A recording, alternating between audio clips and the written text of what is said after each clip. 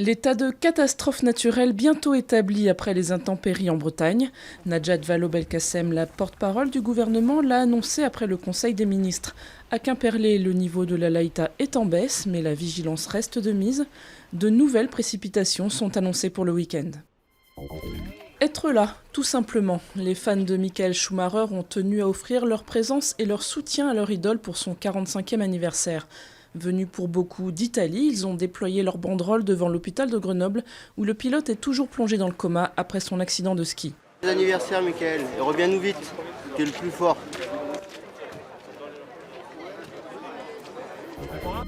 De nouveaux heurts entre forces de sécurité et partisans de Mohamed Morsi auraient fait au moins 6 morts en Égypte.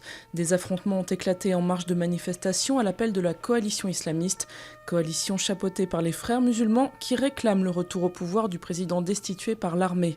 Ces violences interviennent à quelques jours de la reprise du procès de Mohamed Morsi pour incitation au meurtre de manifestants durant sa présidence.